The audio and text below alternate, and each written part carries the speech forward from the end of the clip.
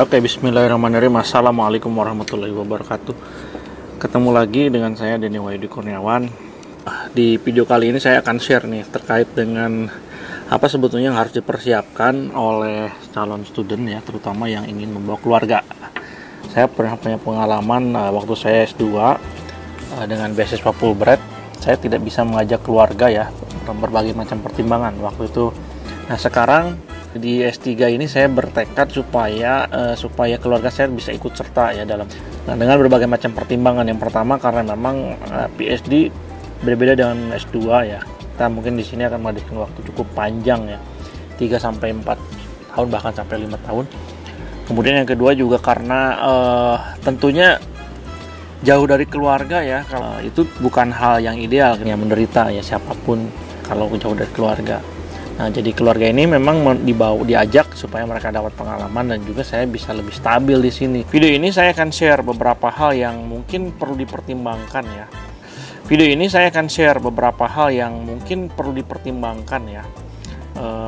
Ketika kita ingin membawa keluarga ke luar negeri untuk turut serta dalam perjalanan akademik, misalkan kuliah S3 gitu ya.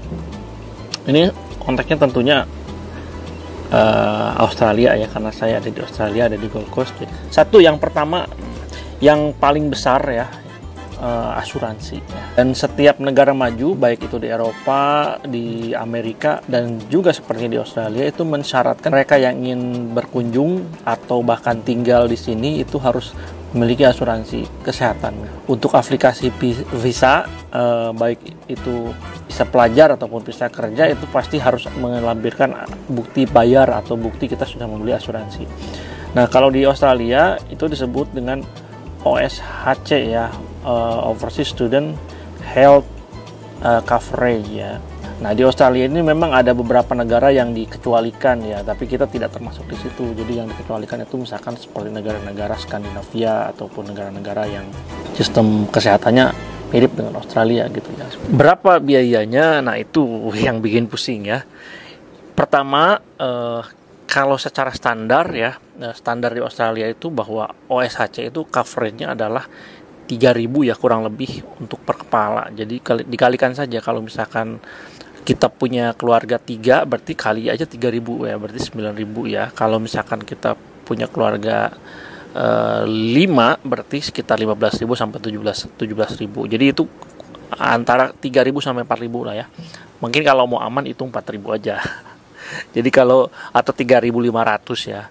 Dan ini adalah asuransi untuk 5 tahun dan harus dibayar di muka. Jadi kalau aplikasi visa kita mau di awal itu harus kita bayar dulu tuh yang 1 juta. Dari mana bayarnya? Tentunya ya harus nabung gitu ya. Kalau nggak nabung ya sebetulnya ada beberapa hal yang bisa kita lakukan. Yang pertama itu adalah kita ditanggung oleh pemberi beasiswa tentunya. Dan beasiswa ini bermacam-macam. Ada beasiswa yang hanya membayar ya studentnya aja. Jadi misalkan seperti saya, bapaknya yang berangkat gitu, atau ibunya yang berangkat, makanya keluarga yang lain itu harus bayar gitu ya.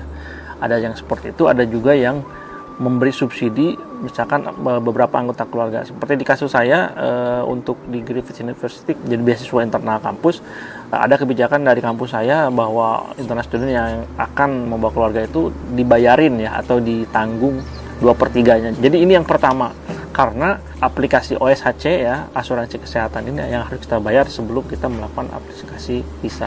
Ini pasca kita mendapatkan admisi ataupun sudah diterima di kampus. Makanya tidak heran kalau banyak yang membawa keluarga ke Amerika ataupun ke Inggris ataupun kemanapun ya, termasuk ke Australia ini ya, dia harus jual aset, jual mobil, jual rumah gitu ya, atau pinjaman ke yang mana-mana karena memang ini biaya yang sangat cukup besar gitu. Beda lagi kalau single ya, biasanya OSHC-nya udah dibayarin oleh kampus. Yang kedua ya, biaya kedua yang paling tinggi adalah biaya aplikasi visa. Nah, ini untuk konteks Australia ya, aplikasi visa itu bayarannya adalah per paket. Jadi misalkan satu submission, satu pengajuan, kurang lebih kemarin saya bayar $659 atau sekitar 7.042.000 ya. Jadi itu juga cukup besar saya kira ya. Dan kalau yang bawa keluarga nih ada triknya lagi. Kita sebetulnya punya pilihan ya, apakah mau berangkat sendiri dulu terus keluarga menyusul, atau kita berangkat langsung artinya aplikasi visanya satu kali. Kalau saya sih menyarankan kita aplikasi visa itu satu paket saja. Jadi misalkan berangkatnya mau sendiri-sendiri ya duluan, ataupun berdua, ataupun bareng ya itu bisa belakangan. Jadi kalau kita misalkan aplikasi sekaligus dengan keluarga, maka kita cuma bayar 7 juta itu di awal satu aplikasi antar kita dan keluarga. Kalau aplikasinya dipisah gitu ya, berarti bayar 2 kali itu. Tapi ada kelebihan dan kekurangan ya. Kelebihannya adalah tadi soal biaya lebih murah ya. Nah, kekurangannya apa? Nah, kalau misalnya kita membawa anak yang sudah usia sekolah, nah itu kita harus mengurus dulu istilahnya authority to enroll ya. Jadi kita harus mengurus izin pindah sekolah dari Dinas Pendidikannya Australia ya. Itu tergantung negara bagiannya masing-masing. Ketika saya mau ke Queensland, berarti kita harus mengurus authority to enroll ke EQI atau Dinas Pendidikan negara bagian Queensland. Untuk anak kita terutama yang masih anak sekolah harus didaftarkan minta TRA ke EQI. Nah ini bayar lagi gitu ya, bayar lagi pro anak itu 278 ya. Itu harus bayar sendiri gitu, nggak ada tuh beasiswa nanggung biaya TRA ataupun authority to enroll ini. Nah ini tetap harus diurus ya, karena visa juga tergantung kepada itu. Jadi kalau anak kita tidak punya TRA, dia tidak akan diproses aplikasi visanya. Ini juga kemarin anak saya sebetulnya dengan TRA pun masih agak lambat ya, itu delay sekitar 1 minggu dibanding aplikasi visa, dibanding jawaban visa yang saya miliki. Jadi itu sangat penting ya. Sebetulnya yang diminta itu adalah enrollment ya. Enrollment artinya bukti bahwa anak itu sudah terdaftar di sekolah di Australia. Tapi nggak mungkin karena di sini itu anak baru bisa enroll ke sekolah kalau anaknya sudah di sini, diwawancara, dan kita sudah punya alamat di sini gitu. Jadi meskipun ke persyaratannya adalah enrollment, tapi TRA pun sudah cukup. Nah, itu mungkin nanti kita akan negosiasi dengan agensi kalau kita perlu agensi ataupun dengan kedutaan, bahwa sebetulnya kita tidak perlu enrollment tapi cukup dengan TRA. Selanjutnya mungkin ketiga atau keempat ya, biaya yang saya kira cukup berat juga itu adalah bukti deposit keuangan. Jadi hampir di beberapa negara maju itu karena dia menjadi tujuan imigrasi ya, mereka memperketat syarat untuk masuknya pendatang ke dalam negeri itu dengan memastikan dia punya uang yang cukup untuk bisa hidup. Hitungannya beda-beda ya. Kalau di Amerika saya kira mungkin dulu itu 5.000 per kepala itu. Kalau di Australia ini kurang lebih sekitar 3.000 per kepala. Untuk bukti yaitu dengan melampirkan surat pengantar dari bank dan juga bank statement ataupun buku keuangan ya, buku apa namanya sih? Kayak gitu tuh. Pokoknya buku keuangan lah yang data tabungan dari bank itu, bahwa kita punya uang yang bisa memenuhi kebutuhan selama sekian gitu ya, selama sekian di sana. Nah ini antara TRA dengan bukti deposit keuangan itu sangat berkaitan gitu ya. Kenapa? Karena TRA itu menghitung kira-kira biaya kuliah anak atau biaya sekolah anak di Australia itu berapa gitu ya. Jadi di sini kan tergantung, kalau anaknya ikut bapaknya ya penerima beasiswa, maka kalau misalkan mau sekolah di sekolah negeri itu bisa gratis, artinya kita tidak perlu bayar SPP, jadi hanya bayar uang TRA saja pendaftaran gitu ya. Nah kalau misalkan kita tidak dapat beasiswa, maka anak itu harus menunjukkan bukti keuangan lagi. Untuk 1 tahun itu punya deposit sekitar 5.000. Bukti keuangan ini harus kita serahkan ketika kita aplikasi visa ya. Itu sebetulnya perhitungannya adalah berdasarkan living cost yang harus kita miliki selama kurang lebih 3 bulan atau 4 bulan di sini ya, untuk settle up gitu. Ya itu tantangan keempat ya. Semuanya uang gitu ya. Bedanya yang 1, 2, 3 ya, aplikasi visa gitu, OSHC, kemudian juga TRA itu semuanya akan habis ya, artinya itu harus keluar gitu ya, harus dibayar. Tapi kalau bukti keuangan itu harus kita tunjukkan saja. Jadi banyak teman-teman yang selama yang mau berangkat itu dia kalau tidak pinjam dulu ke kampus, cepat pinjam dulu ke perusahaan ya, atau pinjam dulu ke teman, ada di rekening tapi tidak akan kita bayarkan kemana-mana. Saya kira itu sebetulnya beberapa hal yang yang kira-kira secara keuangan yang bikin sulit ya ketika kita akan membawa keluarga ke luar negeri. Jadi memang membawa keluarga itu banyak manfaatnya bagi kita dan juga bagi keluarga kita sendiri. Cuma memang tantangannya banyak ya, terutama kita harus menunjukkan bahwa kita punya keuangan yang cukup ketika aplikasi visa ataupun aplikasi yang lain. Poin yang lain mungkin yang terakhir juga yang harus saya sampaikan di sini adalah atau kesulitan ketika kita ingin membawa keluarga ke luar negeri adalah housing ya, atau rumah atau cari kontrakan ya. Kenapa? Yang pertama, kalau kita berangkat sendiri berarti kita cukup cari penginapan ataupun kamar sederhana, studio pun nggak apa-apa gitu ya. Kita dengan sendirian itu bisa ya. Yang penting mungkin kalau yang minimal kalau mau dicari di sini adalah yang bisa kita masak di situ, karena dengan memasak kita bisa menghemat waktu uang dengan sangat signifikan gitu. Cari penginapan untuk satu orang itu nggak sulit ya, nggak sulit lah, cukup mudah lah gitu. Ya, mungkin kalau satu kamar cukup dengan uang 200 sampai 350 lah, mungkin sampai 400 ya di sini masih bisa lah dapat per minggu. Tapi kalau di Australia itu hitungannya adalah pembayarannya per week atau per minggu, dibayarnya biasanya per fortnight atau per 2 minggu ya. Tantangannya ketika kita membawa keluarga adalah kita harus cari rumah minimal 2 kamar, dan bagusnya sih kalau bisa rumah gitu ya, bukan apartemen ataupun unit atau townhouse, tapi rumah, bukan flat gitu. Tantangannya ada 2. Yang pertama, di kota-kota besar itu tidak terlalu banyak gitu ya, artinya pasar untuk rumah keluarga itu tidak sebanyak kalau kita cari untuk sendiri. Jadi persaingannya lebih ketat. Nah, karena persaingannya lebih ketat, yang kedua juga pasti harganya berlipat-lipat, 2-3 kali lipat. Dulu mungkin waktu di Amerika saya juga sama ya. Kalau per bulan itu 450 untuk satu orang untuk satu kamar, maka 2 kamar itu bisa 900 atau bahkan sampai 1000 ya per bulan gitu. Sementara beasiswa waktu itu cuma 1.350 gitu ya di Fulbright waktu itu. Nah, di Australia juga sekarang sama gitu ya.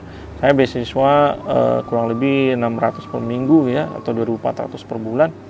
Sementara kalau misalkan cari yang di kota-kota besar ini, harga sewa rumah yang 2 kamar itu sudah 500 sampai 600. Jadi itu udah habis beasiswa kita tuh, uang beasiswa kita untuk rumah gitu ya. Itu pun kalau rumahnya dapat.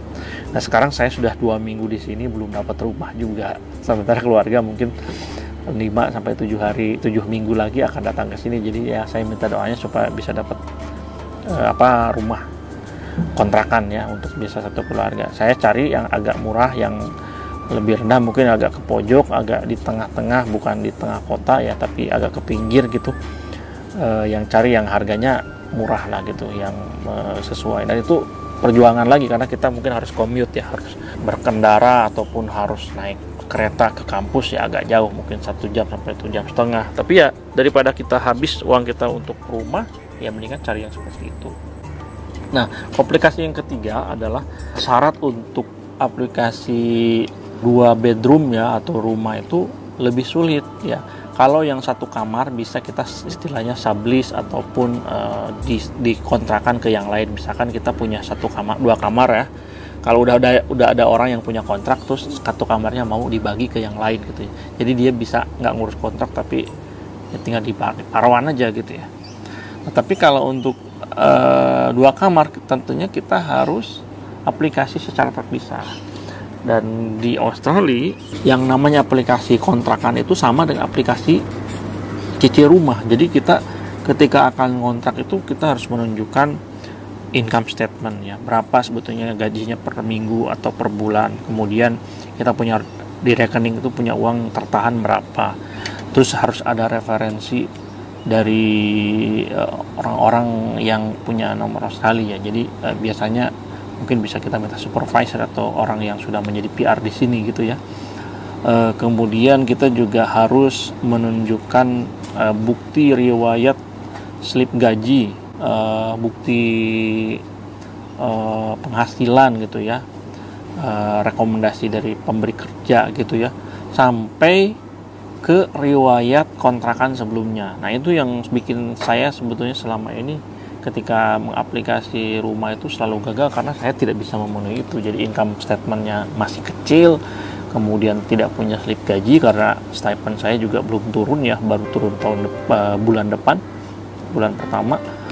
Kemudian saya juga tidak punya history untuk sewa menyewa karena saya di Indonesia cicil KPR, bukan saya mau menyewa. Dan itu di Indonesia juga kita tidak ada administrasi ya yang bisa menunjukkan kalau kita bisa mendapatkan rumah. Jadi itu salah satu kesulitan yang akan dihadapi kalau kita membawa keluarga. Jadi itu apa yang bisa saya share ya. Ini mungkin agak sedikit mengecilkan ya bagi yang ingin membawa keluarga, tapi saya kira kalau kita berusaha pasti ada jalannya. Toh banyak orang yang sudah berhasil, banyak orang juga yang akhirnya mau gitu ya bisa membawa keluarga ke sini. Cuman ya ini saya hanya ingin berbagi supaya teman-teman yang mau berangkat ke sini juga bisa lebih siap ya. Jadi memang persyaratannya lebih banyak dan lebih banyak yang harus dikeluarkan dan harus disiapkan, tapi insya Allah itu sebanding dengan pengalaman yang akan kita dapatkan dan juga pengalaman yang didapatkan oleh keluarga kita selama di sini. Jadi saya mohon doanya supaya keluarga saya juga bisa cepat ke sini dan proses settlement ataupun proses penyesuaian di sini juga bisa berjalan lancar. Oke, itu saja. Semoga bermanfaat bagi teman-teman yang mau ke sini. Kalau dianggap bermanfaat, tolong bisa komen, like atau di subscribe ya channel ini.